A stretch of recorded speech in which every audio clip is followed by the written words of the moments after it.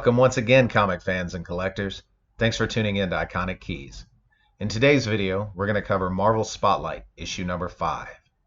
Marvel Spotlight issue 5 is the first appearance of Ghost Rider and his alter ego stunt cyclist Johnny Blaze. I'm just going to go over issue 5 today, but may come back later and cover issue 6 through 11 as well for a complete recap of the Silver Age Ghost Rider's first run. Marvel Spotlight was an anthology series whose first volume ran from November of 1971 to April of 77. Marvel used it as a vehicle to try out new character concepts and see if anything sparked an interest with readers. If any of the characters resonated, they would then get their own solo books. Among the other characters that first appeared in Marvel Spotlight were the likes of Spider-Woman.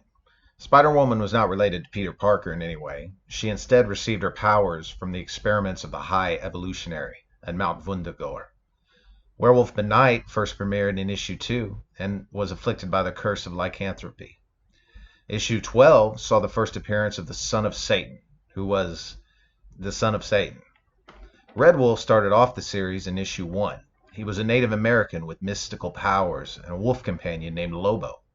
All of these characters went on to star in solo titles in subsequent years with varying degrees of success. The story in issue 5 was written by the combined efforts of Roy Thomas and Gary Friedrich. Writer Roy Thomas stepped into the role of Marvel's editor just after this issue, as Stan Lee took on a role as publisher for Marvel. Issue 5, along with its iconic cover, was penciled by Mike Ploog. Unfortunately, I wasn't able to locate any specific circulation data to offer any accurate print run numbers on Marvel Spotlight 5. Based on other Marvel titles from this month, though, I can speculate that it should be somewhere between 100,000 and 200,000 copies. The issue opens with Johnny Blaze, the Ghost Rider, cruising down the streets of New York City. While on his ride, he witnesses two men killing another.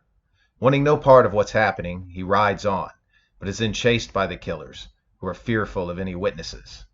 Upon trapping him in an alley, the men are shocked to see Blaze's flaming skull. The Ghost Rider points his finger, causing flame to erupt on the ground. The men make a run for it, and Blaze rides back to Madison Square Gardens, where he transforms back into his human form. He then slips into a flashback of the events that led up to the present. We see that Johnny's father, Barton Blaze, died in a motorcycle accident when his son was very young.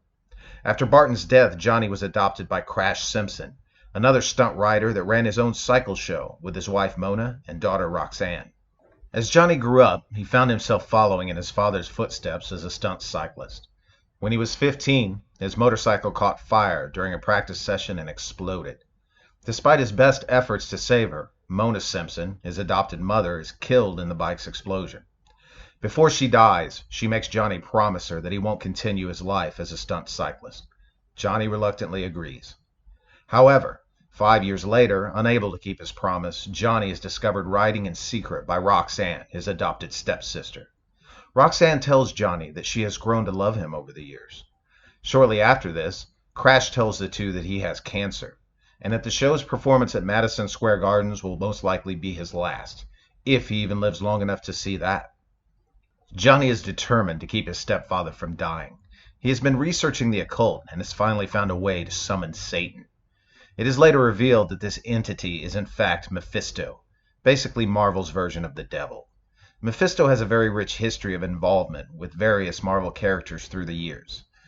Johnny is told by Mephisto that in exchange for his soul, he will spare Crash Simpson from the cancer that's killing it. 3 weeks later, Crash tells Johnny that he plans to try and break the world's cycle jump record at the Garden. Johnny is confident that he'll be fine due to the deal he made with Mephisto. Crash attempts the jump, but doesn't succeed and ultimately dies in the resulting accident. Furious at what has happened, Blaze suits up, mounts his bike, and immediately performs the same stunt successfully, breaking the world record.